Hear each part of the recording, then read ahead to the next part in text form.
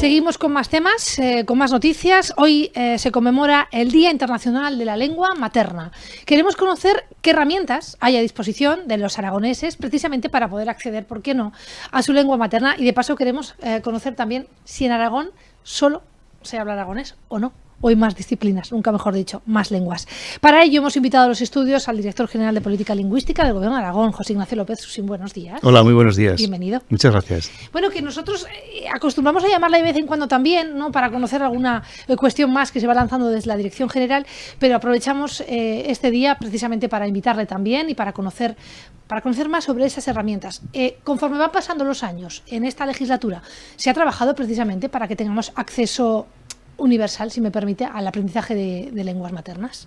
Sí, efectivamente, como bien dices, se han llevado a cabo herramientas fundamentalmente a través de un programa europeo, herramientas para el aragonés, como puede ser el Aragonario, del que ya hemos hablado también aquí alguna vez, que va incrementando cada día. Desde la última vez que estuve aquí, yo creo que hemos incrementado como 10.000 entradas o una cosa así. Ahora estamos en 40 y tantas mil entradas en aragonés y 30 y tantas mil en castellano, pero es que además incorporamos una forma de escuchar la palabra, la voz que se entra. Tenemos el conjugador automático. Quiero decir que hay una serie de herramientas que favorecen, ¿no?, ese conocimiento al que te referías. También pusimos en marcha una herramienta parecida para el catalán diferencial de Aragón, para las voces del catalán específicas de Aragón, que se llama Cataragonario y que también ahora se está en la segunda fase, se está trabajando en su implementación. Tenemos un traductor, tenemos un teclado predictivo, un corrector ortográfico, se está trabajando desde hace al menos 2 años en un reconocedor de voz, de manera que se pueda, por ejemplo, subtitular pues cualquier película, o se pueda, yo que sé, una conferencia que se esté impartiendo en una lengua desde la que se pueda hacer traducción al aragonés, incluso pasando por el castellano a veces. Pues esto es un poco futuro ya, digamos que para los próximos años, pero que nos daría esa posibilidad a través de un proceso que es bastante complejo, que se está haciendo para otras lenguas también, pero que también queremos que el aragonés esté allí porque somos conscientes de que sin digitalización no habrá lenguas vivas en el siglo XXI. Y eso es lo que nos está diciendo también la UNESCO, precisamente en este Día Internacional de la Lengua Materna. Uno de los ejes de este día, de esta conmemoración de este año, es precisamente la revitalización de las lenguas en peligro. Y la revitalización pasa ineludiblemente por la digitalización. En Aragón se habla catalán. Claro, desde el siglo XI-XII. Que igual, ¿no? Quiero decir, hay quien no lo sabe. Se habla un dialecto, o varios dialectos, mejor dicho, porque no es el mismo dialecto el que se habla en la Ribagorza que el que se habla en el Matarraña, ¿no? Pero esto pasa en todas las lenguas. El aragonés tiene varios dialectos, el castellano también. Nosotros hablamos un dialecto del castellano, el dialecto que Méndez Pidal decía que era un subdialecto del castellano oriental, ¿no? Es decir, que todas las lenguas tienen esas peculiaridades y a veces pensamos que solo existen las lenguas estándar, pero no, existen también los dialectos. ¿Usted cree que nos falta intención, ganas, conocimiento también un poco a los aragoneses, de las lenguas que se hablan? No, lo digo porque, fíjese, voy a ser un poco hasta Pepita Grillo, que tenemos hasta una ministra de Educación que igual, ¿no?, se podría elevar también, pues ¿por qué no?, que en la formación continuada el aragonés formase parte de una pequeña, ¿no?, representación, como ocurre con el inglés, con el francés. Tenemos la enseñanza de las lenguas propias en Aragón está desde el año 84, desde 1984. El catalán está implantado en los institutos y en las escuelas de la zona oriental. En el año 97 comenzó la enseñanza del aragonés. Lo que hemos conseguido en estas 2 últimas legislaturas ha sido incorporarlas como materias curriculares.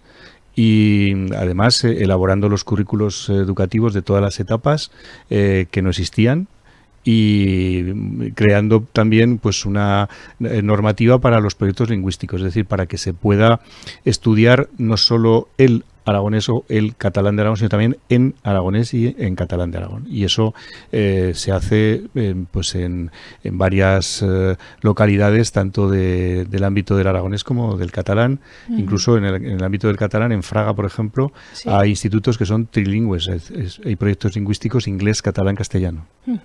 ¿Qué le parece si explicamos un poquito más el aragonario, ¿no? Bien, O el como quieras. catalagonario, que es esa herramienta, bueno, que yo creo que surgía también, ¿no? En medio de esa pandemia, que se contaban a lo mejor otras Sí. cuestiones que llevaban más relevancia por la circunstancia, y que usted nos ha contado que hoy va creciendo, ¿no? Con lo cual, Sí, efectivamente. En realidad comenzó antes, comenzó a trabajarse en el 2017, que es cuando conseguimos pues un programa europeo junto con entidades e instituciones del ámbito del vasco y del occitano, un programa europeo para digamos las lenguas de los Pirineos, por entendernos, y allí se comenzó a trabajar primero con lo que sería el corpus para un vocabulario, ¿no? Y ese es lo que se ha convertido en el aragonario. O sea, también se ha ido no solo creciendo, sino también se ha ido configurando a través del tiempo, ¿no?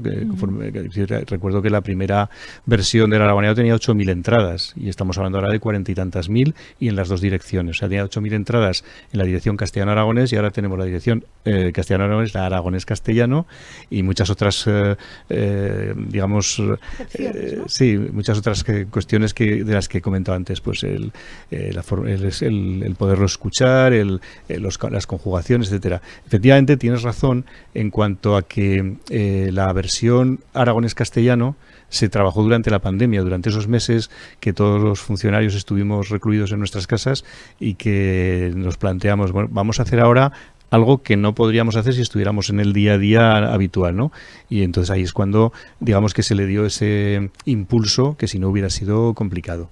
El catalagonario surgió después, ya fuera del programa europeo, digamos ya más asumido entre la Universidad de Zaragoza y la Dirección General, y fue también una necesidad que veíamos en el ámbito escolar. Es decir, para poder trabajar sobre la lengua del territorio, era necesario tener herramientas que nos permitieran enseñarles a los alumnos las variedades de su lengua, ¿no?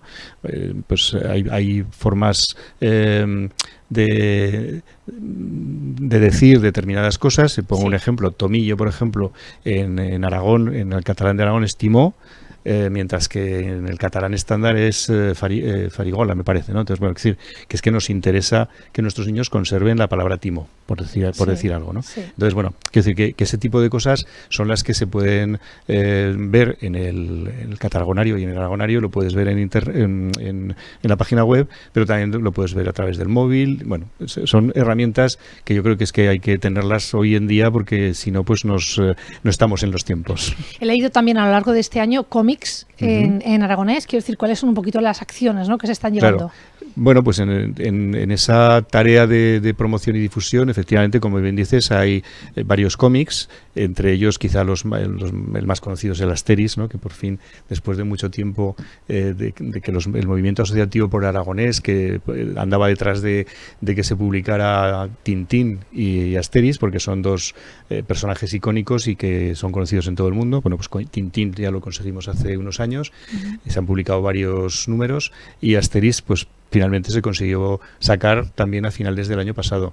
Hay otros cómics, pues como puede ser el Enigma de Juan Altamiras, que es este monje gastrónomo del Valle de Valdejalón del siglo XVII. En fin, que hay otras publicaciones que van por esta línea, pero también creo que es muy importante que hablemos de los audiovisuales. O sea, tenemos un canal en YouTube que se llama Lenguas de Aragón, que tiene 450 audiovisuales sobre el aragonés o sobre el catalán de Aragón. Y allí hay también pues una serie de 10 episodios de escasamente un minuto y pico de duración, que se llama Moñacos, pues para el aprendizaje fácil del aragonés, que más me parece que tenéis vosotros por ahí algún... Sí, se van a emitir también, se emiten aquí en Antena Aragón. Efectivamente. Sí. Entonces, bueno, quiero decir que por supuesto muy agradecidos por esa difusión que vais a hacer, ¿no? Todo lo relacionado con el mundo audiovisual, pues música, documentales, tradición oral, todo esto está recogido en esa página, en ese canal de YouTube, como digo, que está, pues eso, 450 vídeos que no es fácil ponerlos a disposición de todo el mundo y bueno, creo que lo hemos conseguido hacer a lo largo de estos últimos años. Claro, estamos en una época de cambio. Quiero decir, seguro, sí. Vienen elecciones y es cierto que bueno, pues que igual no la dirección de política lingüística tendrá más o menos personas, más o menos directores, pero a mí me gustaría que dejase un poco, para terminar la entrevista, ¿no? el sentir el objetivo real de esta dirección, ¿no? Que yo no entiendo que por ejemplo una de ellas, ¿no? Tiene muchos, pero uno de ellos evidentemente es bueno, pues no perder, ¿no? Claro, el aragonés. Pero efectivamente, hay que hacer esfuerzos y yo creo también que en esta legislatura, jolín, ha habido un esfuerzo importante, ha habido mayor presupuesto, se ha dotado también de contenidos. Sí, yo creo que se ha trabajado mucho, espero que bien. Y sobre todo yo creo que se han puesto bases pues para que los que vengan detrás pues puedan continuar con esta línea de trabajo, ¿no? Decía hace un momento que habíamos hecho los currículos educativos, eso es algo, digamos que son las bases del futuro, eso es algo que dura, ¿no? Pero también toda la institucionalización a través de los, bueno, recordaba esta mañana en otro medio que habíamos firmado convenios con 20 ayuntamientos, 8 comarcas, 8 sindicatos, 4 universidades, 53 asociaciones. Bueno, pues todo ese trabajo, digamos, que no hacemos solo nosotros, sino que se hace desde el territorio y buena prueba de ello son las casi 200 actividades que tenemos programadas en torno al Día de la Lengua Materna, que lo hablaba con el lugarteniente del Justicia, que ha estado antes por aquí el otro día, en el sentido de que, bueno, nosotros abrimos un periodo para que se inscriban actividades por parte de centros educativos, asociaciones, entidades de todo tipo, ayuntamientos, etcétera. Tenemos que cerrar en algún momento porque hay que imprimir el folleto, pero las actividades siguen llegando. ¿Qué significa esto? Pues que es algo que ha calado ya, o sea que digamos que nosotros somos un poco el referente, pero el territorio sigue haciendo las actividades sin necesidad de que nosotros estemos ya detrás de ellos insistiéndoles para que las hagan. Las hacen porque consideran que es bueno y que tienen que hacerlo. Bueno, yo creo que también, ¿no? La multiculturalidad y el multilingüaje evidentemente también dotan de riqueza, el sentir, yo creo que la identidad también de la comunidad. Bueno, pues que tenga un buen día, que sea además este día y todos los que vienen después, evidentemente, no porque sea hoy, bueno, pues un mensaje, ¿no? Para mantener y cuidar también nuestra lengua materna. José Ignacio López Susín, gracias por su tiempo con nosotros, un placer. Muchas gracias a vosotros. Bueno, pues aquí dejamos esta entrevista y en este Día Internacional de la Lengua Materna, con todas las herramientas y opciones que desde la Dirección General de Política Lingüística ponen precisamente para que ustedes conozcan y no pierdan, pues bueno, nuestra identidad.